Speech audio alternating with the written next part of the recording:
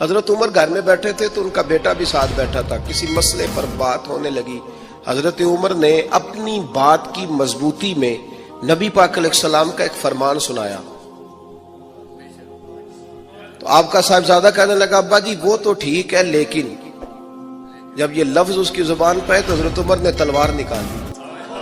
فرمایا اٹھ نکل میرے گھر سے، میں رسول اللہ کی بات کرتا ہوں تو اگر مگر کرتا ہے، میں حضور کا فرمان سنا رہا ہوں تو اگر مگر کرتا ہے.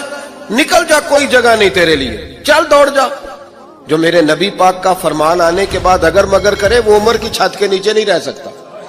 چل نکل. یہ کوئی بات ہے؟ پیار بھی کرتا ہے، کلمہ بھی پڑھتا ہے، اگر مگر بھی کرتا ہے. حضرت عمر نے گھر سے نکال دیا. بچہ کئی دن منتیں کرتا رہا، کوئی نہیں چھٹی ملی گھر آنے کی. وہ امیر المومنین حضرت ابو بکر صدیق کے پاس گئے. کہنے لگے ابا جی سخت ہیں، آپ کو پہلے بھی پتا ہے، میری سفارش تو کریں. تو جناب صدیق اکبر گھر آئے. کہنے لگے چل بس کر، تو سخت ہی ہو جاتا ہے، چھوڑ دے. کہنے لگے ابو بکر تمہیں پتہ ہے اس نے کیا کیا ہے؟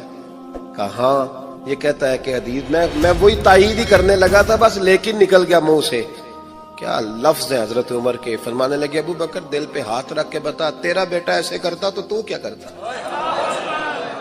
جناب صدیق اکبر رو پڑے. فرمایا میرا امتحان نہ لے، انہیں تو تلوار اٹھائی تھی نا، میں نے مار بھی دینی تھی تو اٹھائی تھی.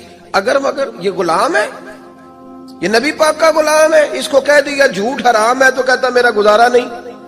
اس کو کہا گیا یہ چیز غلط ہے تو کہتا کام نہیں چلتا. تو غلام ہے جس کو آپ نے غلام رکھا ہوا ہے، نوکر رکھا ہوا ہے.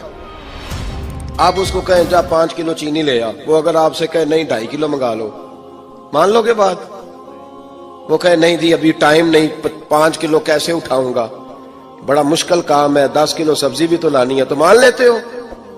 اللہ رسول کو کہتے ہو آہستہ آہستہ نماز پڑھوں گا، آہستہ آہستہ نیک ہو جاؤں گا.